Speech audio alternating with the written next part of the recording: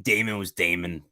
Ford versus Damon Ferrari. was, dude, I'm putting him up forward already for best performance. Like, he is phenomenal, bro. Like, That speech at the end's gonna help.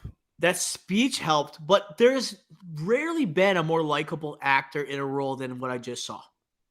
He is someone that, like, he's like, Sonny Vaccaro isn't a saint, No, and like there was no, some no. dramatization that they put in exaggeration with this movie, but you would have thought Sonny Vaccaro, like, you were rooting for him so hard in this movie. It's not because of like Sonny Vaccaro, it's because of the acting of Matt Damon, Yeah, dude. yeah, and Like, he is like, he was carrying on Ford versus Ferrari, but it seemed like he took it up a notch, where he like took the weight of this movie because like Christian Bale is sharing so much of screen time, basically a co-lead of Ford versus Ferrari, and he is like surrounded by these great performances around him, but he's still better than anything anyone's coming across, you know? yeah, like the thing here is that yes, like Ford versus Ferrari, he was great in, and this is a similar type of role.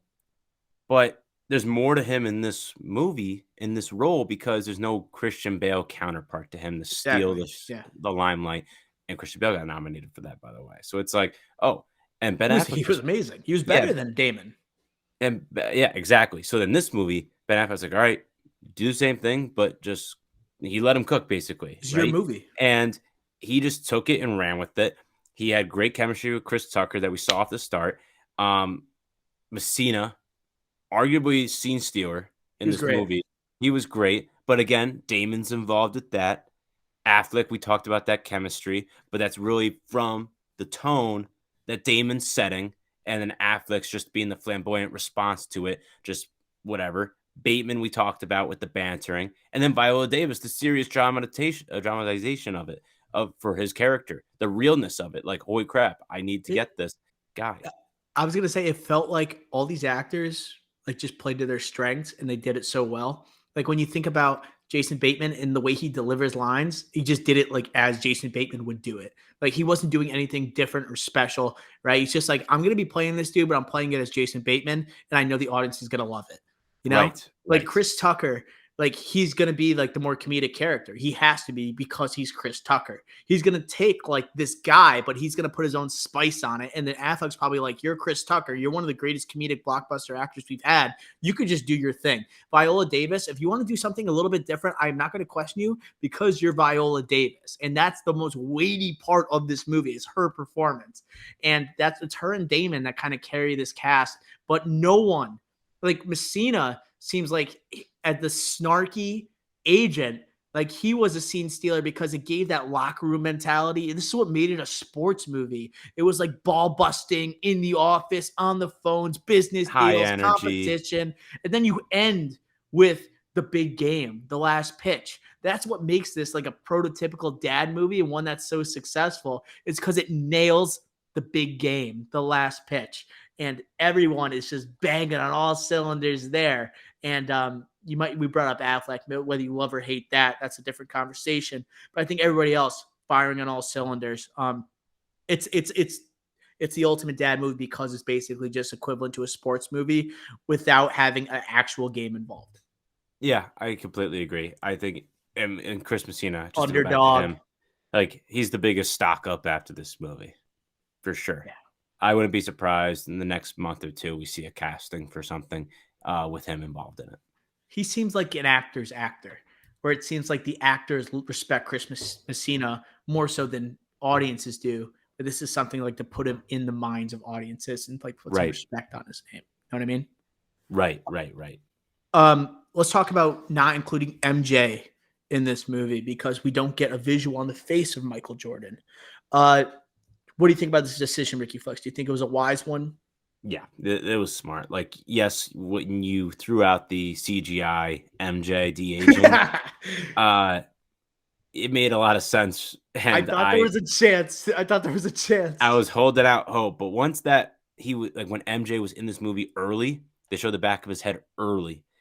I knew it was gone right from there because they wouldn't show him that early if you were gonna have that surprise factor there. So They made such an effort, dude. That they were like yeah, diving. Chris Tucker is like diving in front of Michael right, Jordan with a stick in his exactly. hand. I'm But just like like, guys, you guys are making it at the tough. end of the day, that's what the talk around the movie would have been. And that's not the point. That's not, like I said at the beginning, this movie was well executed from the writing, the directing, the cinematography. Robert Richardson, shout out, Scorsese, Tarantino collaborator frequently. Good cinematography Capture here. that 80s vibe, dude. Really good. Yeah, like he did extremely well there. But going back to MJ, sorry, sidetrack.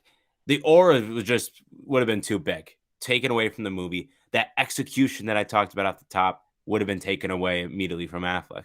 This was just like, nope, MJ. We know his story. We know he goes on to be the GOAT. Like Doco Senior would disagree, but it goes on.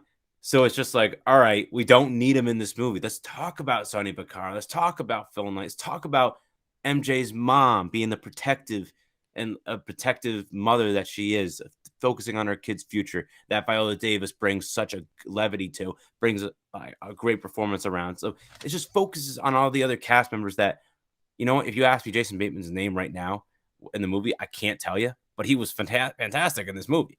That's why MJ's not in the movie, and that's why it was a great choice. Yeah, it's about like these guys aren't like one of my beefs with the movie is like they consider Nike underdogs when they were already a billion-dollar company. Yes, basketball wise, they weren't there, and it took them to another level. But like, I had a hard time. Like, they want you to generate a lot of like underdog. Like, I'm rooting for these guys. A lot of compassion for these like business executives. That I mean, they were doing well. I think they Yeah, were like doing well. Nike, like they said it, running shoes. People Right. walk in them, they run in them, they go to the grocery store with them. They literally had that in the movie. Like they're the best shoe company for just shoes. And they So it's just become the like they're not most an elite underdog. basketball shoe company. And then, That is a big deal. yeah, and then It when they said is. market share for basketball, I was like, oh, they were third, 17%. That's not terrible. That's Yeah, better than what Under Armour is right now with Steph right. Curry. So it's like, hey, like, what are we doing here? Right. And that's where I was just thinking like it's Nike. Like it's Nike. It's one of the biggest it is the biggest sports company in the world at this point. And then I thought there was some great ball busting with Adidas and like the German comments and the Nazi comments. I thought that was That was absolutely good. there was some actual laugh out loud funny moments in this movie. And I was pretty giddy the entire time. And I think also Affleck, what makes him so good for this type of movie is his sports knowledge. And you also Mm. get like his leniency towards Boston sports. So it's like Affleck, he's going to let the actors cook. He's going to let them do their thing, right? He's going to capture the shot, but at the same time, he's going to have his say over certain aspects sports wise for this film. And I thought there was some really funny moments because it was 1984. Lakers Celtics are on top of the world, and they show Sonny Vaccaro going to the sports book in Vegas, and he's betting on Celtics, and he's saying Rambus, he's going to have the under, and they're just taking as many jabs at the Lakers as possible. And then he buys the Larry Bird Sports Illustrated at the counter. And I love when it's a sports director and their fandom is shining through. We're Lakers fans. And I just looked at my dad next to me when they were doing like the Rambus under and all these unders for the Lakers for points and that they were going to lose spread. And my dad was just like shaking his head. He was pissed off. And I was just like, this is why you have him directing it and you get that sports fandom brought out of people when you go to the movie theater. I freaking love that, Ricky. Yeah, like I love when directors do that, but it doesn't infringe on the movie. And Right. that's what Affleck does in all his movies. And it just shows like kind of not just like fandom, but kind of cockiness and arrogance, but in a good way, where it's like, yeah, like this doesn't matter, but I'm just doing this for myself. Like selfish. Selfish is a better word. Selfishly. Yeah.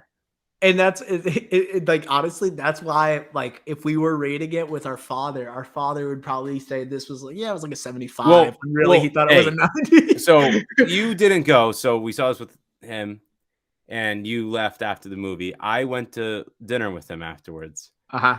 He goes, it would be true if he was the greatest player of all time. And he was like I dead kn- serious. so, He hated that last line of the movie where it's like I agree with him that was a terrible thing to include.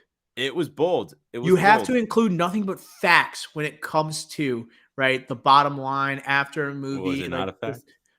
well, it's not a straightforward one, and I think it's Yeah, like yeah. when you talk about the success of these players afterwards, you could have said a bunch of things about Michael Jordan without saying an opinionated idea that he is the greatest player of all time. I think he is, right? But I feel like you don't include that because it's like just saying like, yeah, we did it and we're a huge fan of this guy. That's why we did it. You know, it's just like just say he went on to win 6 NBA titles. He won 6 MVPs. He was 6-time playoff MVP. That's all you had to do. You know, to say like Michael Jordan went on to become the greatest basketball player of all time. It sounds like you're not a true basketball fan just because it's such a generalized comment. You know what I mean? That's Yeah, like something from a director that doesn't watch all sports, and they just hear Michael Jordan. They say that. yeah, I would agree. I agree with you. Um, okay. I also want to talk about really quick soundtrack banging, so good during this movie. Captures 80s vibe. We talk about cinematography, captures that aesthetic. Um, when you open for Money for Nothing, I'm just like, I'm in. You got me. Any other things you want to comment on the 80s vibe? Because I think they did a nice job with the cinematography, capturing 1984 in a bottle. And I almost think like they almost did an over leniency on it, where it was just like so at the beginning of the movie, I was just like, we get The it. It's montage. 1984. You know, we got it. Not even just the montage. It was like the you know what I did like actually, that to kind of interrupt my own comment, is like this was an ultimate cold takes exposed like movie where it's talking about like Charles Barkley and saying like he's a big mouth, he'll never amount to anything. It was just, and then they were saying Jordan like going at number 3 will take Sam Bowie. It was just like ultimate cold takes exposed, almost like if Twitter existed in 1984. Yeah, that was like their Moneyball moment, like in the boardroom or whatever. That Like, was like yeah. can he play? Can he? None of those guys played first base. Like that was that, and it was good. It wasn't that it was good as Moneyball, but like it was still good. Yeah, but that's like the ball busting I'm talking about. That's the ball busting. That's the locker room talk, and that's what makes it like a dad movie.